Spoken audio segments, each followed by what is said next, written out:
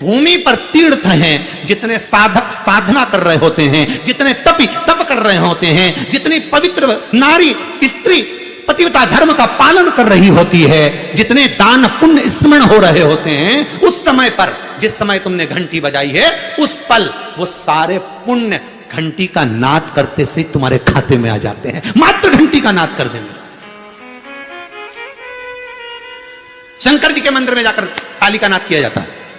ताली का नाद शिव मंदिर में क्यों बजाई जाती है? उसका कारण, उस मंदिर में जितने बैठे होंगे, जो भजन कर रहा, तप कर रहा, साधना कर रहा, अभिषेक कर रहा, पूजन कर रहा, 3 बार ताली बजाने से उनका सारा का पुण्य हमारे खाते में 1 सेकंड में आ गया। और हमें लगता है हम शंकर को रिझा रहे हैं। शंकर को रिझाया, शिव ने तुरंत दे दिया। घर में गरुड़ घंटी का नाद करना, इसलिए बच्चों को खेलने के लिए घंटी नहीं दी जाती। गरुड़ घंटी कोई खेलने के लिए नहीं देता। खिलौने दे देंगे, दूसरा सामान दे देंगे, पर गरुड़ घंटी नहीं देंगे। क्यों नहीं देते? क्योंकि गरुड़ घंटी का जब नाद करा जाता है तो सबका पुण्य हमारे खाते में आ जाता है। कोई साधारण घंटी बजाना पूजन के समय पर, स्मरण के समय पर, भजन के, इसलिए घंटी भी हर कभी नहीं बजाई जाती, समय समय पर। और आपसे भी निवेदन है, मंदिर में भी जाओ ना तो घंटी का नाद करो तो बड़े प्रेम से करो। ऐसा नहीं कि तुम लेट बजाए जाओ बजाए जाओ बजाए जाओ, ऐसा ही नहीं कि लटकी है तो बजाए जाओ। क्या मतलब? वो घंटी को बजाने के लिए आएगी? नहीं, उसका एक समय, उसका एक संबोधन, उसका एक आनंद। कई मंदिरों में मंदिर का पट बंद हो जाता है, दरवाजा बंद हो जाता है, तो भी लोग घंटी बजा देते हैं। दोष, दोष। भगवान अगर मंदिर में सो रहे हैं, लिखा हुआ है मंदिर के खुलने का समय इतनी बजे से इतनी बजे तक, मंदिर बंद है तो घंटी नहीं बजना चाहिए। जिस जगह पर ब्राह्मण विद्वान हैं, साधक हैं, संत हैं, साधु हैं, मंदिर अगर बंद होता है तो उसके साथ में घंटी के नीचे के भाग को रस्सी से ऊपर बांध दिया जाता है जिससे बजे ना। क्यों? कहते हैं अगर भगवान अगर विश्राम कर रहे हैं, सो रहे हैं, निंद्रावश हैं या पट बंद है, उस समय पट बंद का समय है और घंटी का अगर नाद हो जाए तो कहते हैं 11 ब्राह्मण के भूखे रहने का दोष लग जाता है जीव को, मात्र घंटी बजा देने पर, अगर भगवान विश्राम कर रहे हैं। भगवान विश्राम अवस्था में है, पट बंद है, दरवाजा बंद है और लिखा हुआ है समय, मंदिर खुलने का समय 11 बजे से इतनी बजे तक, मंदिर बंद होने का समय इतनी बजे से इतनी बजे तक, और उस बीच में तुमने तो देख लिया कि पट बंद है, तुम तो आ गए, तुमने तो मन में सोचा हम तो इंदौर से आए, हम तो भोपाल से आए, हम तो वहां से आए, हम तो वहां से आए, और भगवान का मंदिर बंद है तो क्या हुआ, हम तो घंटी तो बजाएंगे, तो बजा ले जा। 11 ब्राह्मण भूखे रहने का दोष तुम्हारे खाते में। कितना सुंदर कहा है। शंकर भगवान को बेलपत्र चढ़ी हुई वापिस चढ़ सकती है, पर किसी भी देवता पर कोई फूल पुष्प आपने चढ़ाया, कोई पुष्प आपने चढ़ाया, ठंड का समय है या बारिश का समय है, पुष्प जो चढ़ाया हो सकता है कि मुरझाया नहीं हो।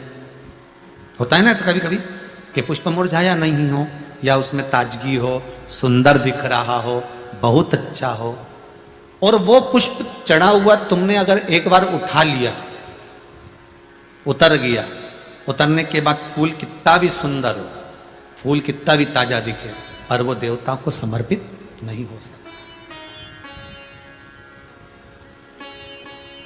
भले उसमें सुंदरता है। ठंड के दिनों में कई फूल ऐसे भी रहते हैं, भगवान के सामने आपने एक बार चढ़ा दिया, चढ़ाने के बाद वो रखे रहते हैं तो ऐसा लगता है कि बिल्कुल ताजे से दिख रहा है। तो कई माताओं की आदत रहती है उन्हीं फूल से वापिस श्रृंगार कर देती है, या उन पुष्प की रंगोली बनाकर भगवान के सामने डाल देती है, पर वो गलत है, वो गलत है। जिस दिए में बाती लगी हुई है, बाती पूरी जल चुकी है, उसकी राख या उसका काला थोड़ा सा भाग दिए के अंदर रखा है और आपने दूसरी बाती रखकर उसको जला दिया, तो वो जलाया गया जो भाग है लक्ष्मी को क्षीण कर देता है। 15 दिन तक व्यापार ठीक नहीं चल सकता। एक बार प्रैक्टिकल करके देखना। दिए के अंदर अगर कोई बाती जल गई, जलने के बाद ठंडी हो गई, ठंडी होकर उसमें राख पड़ी हुई है, या उसके अंदर कोई काला सा आप गोल बत्ती लगाते तो काला का एक भाग काला काला सा जला हुआ उसके अंदर रह जाता है। कई लोगों की आदत रहती है कि अभी शाम का टाइम तो है, उसको कौन हटाए, उसी में अपन दूसरी बत्ती रख दो, जला दो, उसी में रखकर दूसरी बत्ती जला दो। भाग उसी में पड़ा हुआ है पुराना, और आपने दूसरी बत्ती अगर रखकर जला दी है, व्यापार होगा, व्यवसाय होगा, या फिर घर में रखा हुआ धन होगा, 15 दिन के लिए वो छिन्न होगा, वो जाएगा। पैसा टिकने वाला नहीं 15 दिन तक, चाहे कुछ भी कर लो, ठीक नहीं चल सकता व्यापार। तुम कितना भी दम लगा लो। कई लोग कहते भी होंगे कि हमारी दुकान तो 8 दिन तो अच्छी चलती, 8 दिन के बाद नया क्या हो जाता है, 15 दिन अच्छी चलती, 15 दिन के बाद नया जाने क्या हो जाता है। तो उसमें गलती ढूंढो कि हम गलती क्या कर रहे हैं। नहीं तो व्यापार तो अच्छा चल रहा है, ग्राहक भी आ रहे हैं, सब कुछ होता है। जब 15 दिन ग्राहक आते हैं तो 15 दिन क्यों नहीं आते, 8 दिन ग्राहक आते हैं तो 8 दिन क्यों नहीं आते, उसके पीछे तुम्हारा कोई कारण होगा। फिर अपनी गलती को ढूंढो कि हमारी गलती क्या बोले। तो उसमें आपको वर्णन किया था कि भगवान की बेलपत्री, भगवान का प्रसाद अगर पलंग पर रखा है तो दोषपूर्ण है।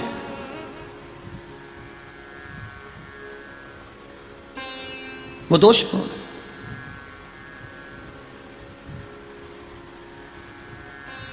अब बाबा ने पूछ लिया, इंद्र मैंने माला आपको दी थी, वो माला कहां है।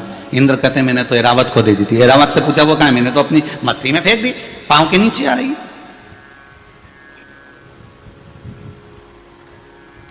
मैं तुझे श्राप देता हूं इंद्र, तो तेरी सत्ता के विमुख होगा।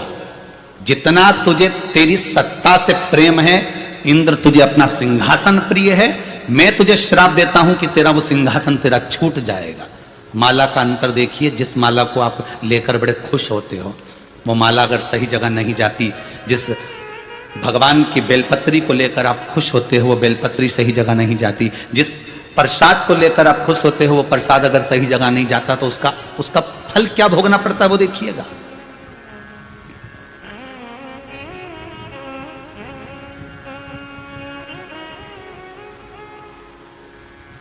एक कथा आपको सुनाते हैं, वो कथा नहीं है, हमारे जीवन का प्रत्यक्ष उदाहरण, प्रत्यक्ष उदाहरण।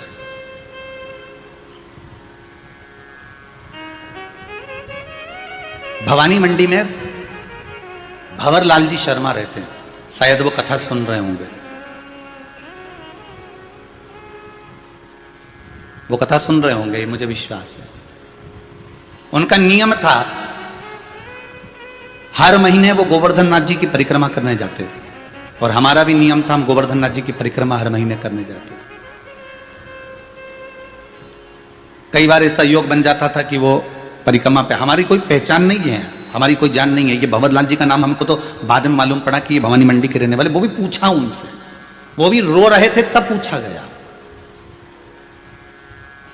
ये हकीकत की कथा, ये कोई कथा किसी पुस्तक से नहीं है, ये प्रमाणित था।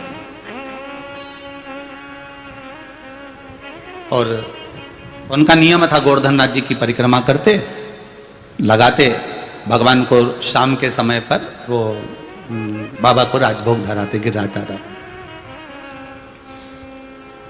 खूब भगवान की सत्ता थी, खूब वैभव था, खूब पैसा था। जितनी बार आते वो आधा पीपा का, एक पीपा का, आधी बोरी का, एक बोरी का, वहां बोरी से राजभोग होता है गिराची में, तो वो भोग लगा देते, ठोर, मोहन थाल, लड्डू सब करते। अब धीरे धीरे बहुत उनका वैभव, बहुत पैसा था भंवरलाल जी के यहाँ, काम भी अच्छा था उनका, शायद पत्थर मत्थर का कोई काम था तो अच्छा। 6 महीना 8 महीना लगातार परिक्रमा उन्हें हर महीने करी, हम भी जाते रहे परिक्रमा, हमने भी घनी करी। तो धीरे धीरे व्यापार उनका थोड़ा कम हुआ। जो उनका पत्थर का काम था वो धीरे धीरे एक जगह का कहीं बंद हो गया, दूसरी जगह का भी बंद हो गया, तीसरी जगह का भी बंद हो गया। बड़े दुखी हो गए।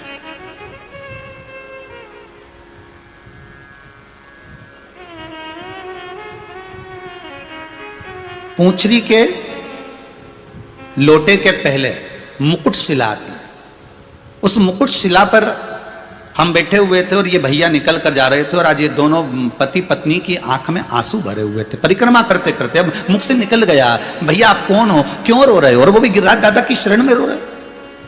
जब व्यक्ति भगवान की शरण में रहता है, भोलेनाथ की शरण में रहता है, ठाकुर की शरण में रहता है, मेरे कृष्ण की शरण में रहता है, मेरे गोवर्धन नाथ जी की शरण में रहता है, मेरे राम की शरण में रहता है, तो उसकी आंख में तो आंसू आना ही नहीं चाहिए, फिर आप क्यों रो रहे। अरे महाराज, धोती तो पहने ही थे हम, तो कहा अरे महाराज, बहुत पहले की बात है, लगभग हो गए होंगे 8-10 साल। आज याद आई है तो बता दें। अरे महाराज बड़े दुखी हैं, क्या हो गया? हर महीने आते हैं, बाबा बहुत सुनता था, खूब वैभव था, परंतु अब कुछ बचा नहीं है। अब तो भगवान को हम भोग भी नहीं लगा पा रहा, वो स्थिति। फिर भी हम लगाते तो हैं, थोड़ा बहुत जो बन जाता थे। हमने कहा कुछ नहीं, गिरिराज बाबा से विनती करो, ऐसी दशा क्यों लाकर छोड़ दी? दुख दिया है आपने तो सुख भी तो आप दोगे। आप विनती करो बाबा से कि ऐसा समय क्यों लाए हो, यह समय आखिर किस लिए आया? महाराज विनती तो हम हर बार आते हैं, हर बार करके जाते हैं। पहले परिवार समेत आते थे, अब तो दोनों आ रहे हैं। ठीक है, हाँ हमने देखा है आपको 2-3 बार, आप 2-4 बार परिक्रमा में दिखे हैं, दूध चढ़ाते, भोग लगाते, पर ये दशा क्यों? चल दिया हमारे साथ में, हम भी साथ में चलते चलते पूंछरी के लोटे के अंदर वाले रास्ते से निकलते निकलते जतिपुरा पहुंच रहे हैं। तो उनसे बात करी, क्या करते हो आप यहाँ आते हो? तो हम बढ़िया सुबह ट्रेन से उतरते हैं, बढ़िया नहा धो के होटल आदि में, और भगवान की परिक्रमा करते हैं। दूध वगैरह चढ़ाना है, पूजन करना है, अर्चना करना है, अंग वस्त्र वगैरह सब पहना के शाम के समय बाबा का कुंभरना कर दूसरे दिन हम निकल जाते हैं। अच्छा, बस अब इसमें क्या गलती हो रही है ये पता नहीं है। वो गलती कौन सी है?